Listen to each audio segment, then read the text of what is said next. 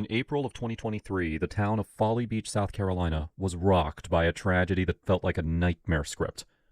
Samantha Miller and Eric Hutchinson had just said "I do" and were leaving their wedding reception in a golf cart when they were struck from behind by a driver traveling 65 miles per hour in a 25-mile-per-hour zone.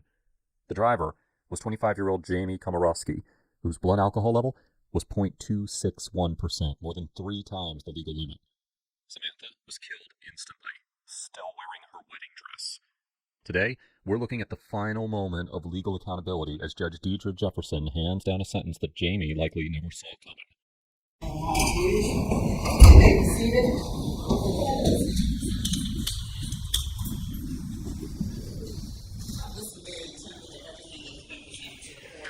And I have taken into consideration the mitigation that has been presented.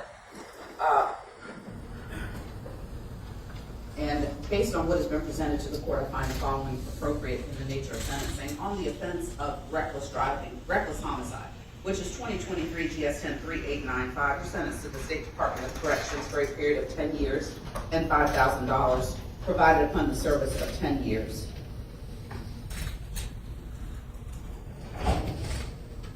Yeah.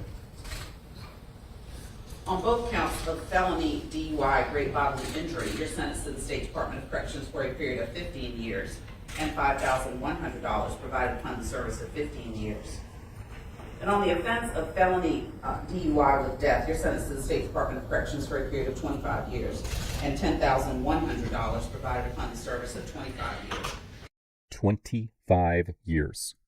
Now, let's talk about why the judge structured it this way. Jamie pleaded guilty to 4 counts: reckless homicide, 2 counts of felony DUI resulting in great bodily injury, and 1 count of felony DUI resulting in death. In many states, a judge might run these consecutively, meaning one after the other, which could have totaled 50-plus years. But here, Judge Jefferson is running them concurrently, meaning that the clocks run at the same time. The 25-year sentence for the DUI involving death is the so-called anchor. Under South Carolina law, felony DUI is a no-parole offense. This isn't like a standard sentence where you might get out in half the time for good behavior. She's looking at serving at least 85% of that time, roughly 21 years before she even has a conversation about release. These sentences are concurrent with one another. You'll get credit pursuant to 241340 if that becomes applicable. And I think it is appropriate, and I queried Mr. Finch for a particular reason. It was not random. Our state legislature, in their infinite wisdom, amended 241340 to allow for time spent on monitored house arrest. And it was contemplated that a person get credit when they are basically in jail at home. And based on how Ms. Komorowski's home detention was structured, she was in jail, but for being at home. And I think it is appropriate that she receive credit for any time served on monitored house arrest or home detention. Those terms in my mind are interchangeable, from the period of 3/1/2024 through the present. And we will calculate that and place it on her sentencing sheets. Again, these sentences are concurrent.